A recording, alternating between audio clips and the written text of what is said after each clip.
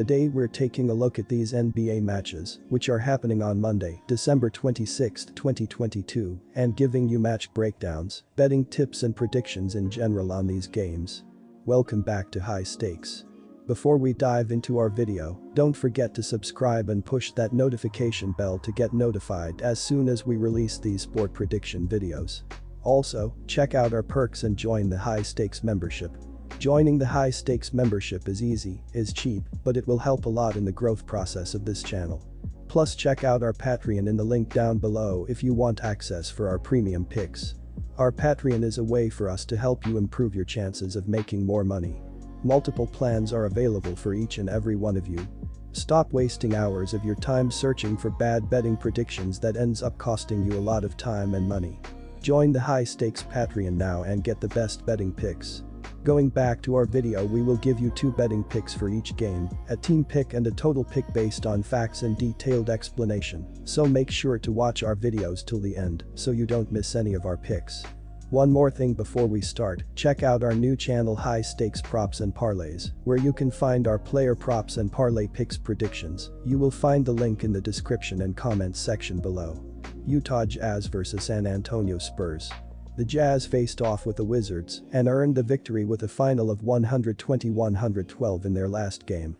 In regard to personal fouls, the Jazz finished with 16, while the Wizards totaled 15 personal fouls.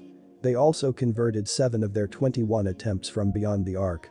Washington finished shooting 76.5% when shooting free throws by making 13 of 17 attempts.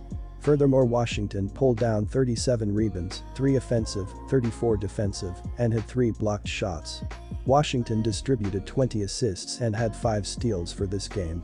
With regard to the defense, Utah allowed the other team to shoot 56.1% from the field on 46 out of 82 shooting. They also recorded 16 assists in the matchup, in addition to forcing the other team into 10 turnovers and earning 5 steals.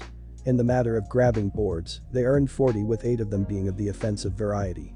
When they shot from the free throw line, the Jazz converted 20 of their 21 attempts for a percentage of 95.2%.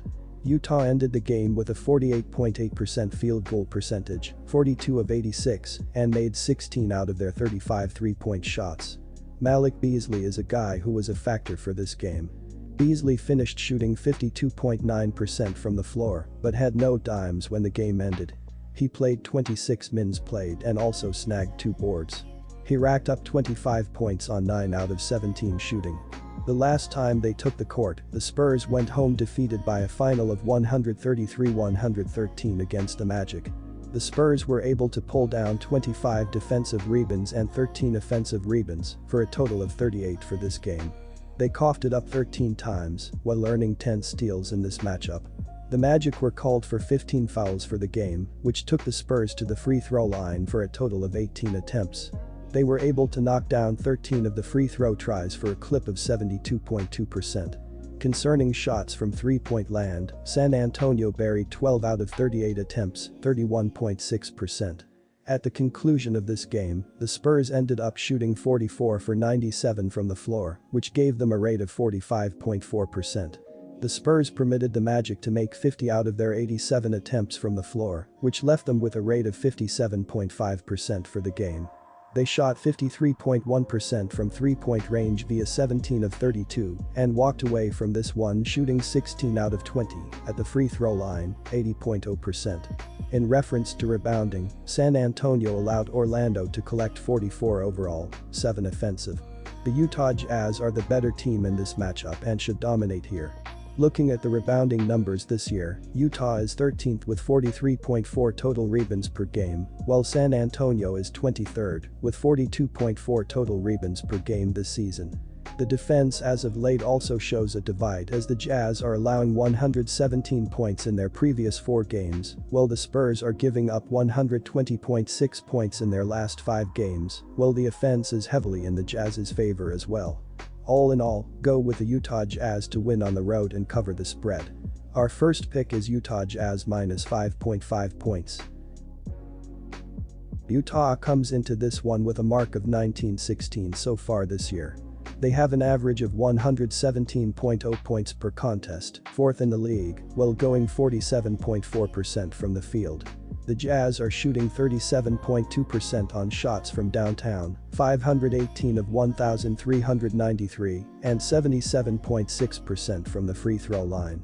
As a unit, Utah is pulling down 43.4 rebounds per game and has totaled 913 dimes on the year, which is second in the league in terms of passing the rock. They turn it over 15.6 times per game, and as a team they are committing 21.1 fouls per game.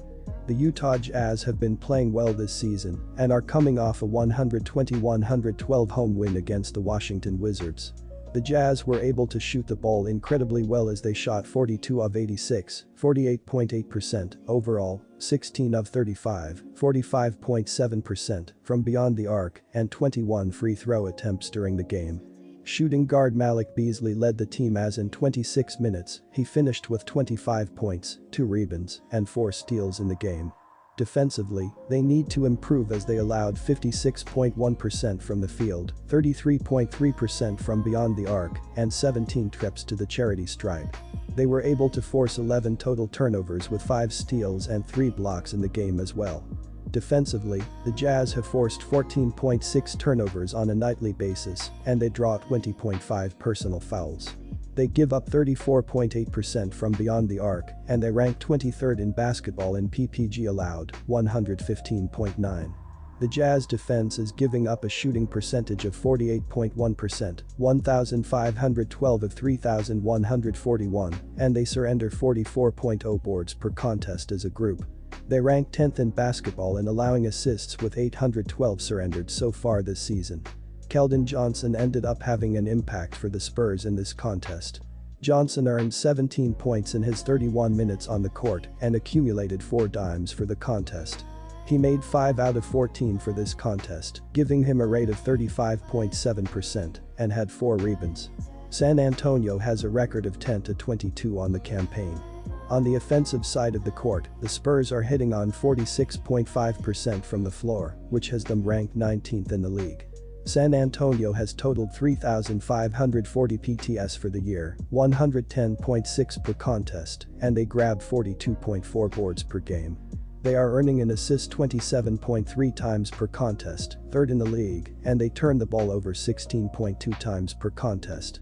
The Spurs are responsible for committing 19.9 fouls per contest, and they shoot 73.0% from the charity stripe. The Spurs on the defensive side of the court are 30th in the NBA in points given up per game with 120.2.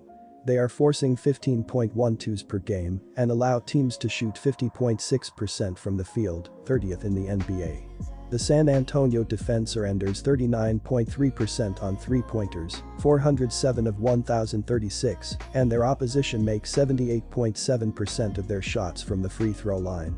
They have given up 27.2 dimes and 43.6 rebounds per game, which ranks them 30th and 17th in the NBA. This is the highest total Utah has seen since December 2, 11 games ago. San Antonio has been cashing overs lately, but this line is over-adjusted. The Spurs have gone over in 6 of the last 7, but the total was never this high, and only one game was over 230.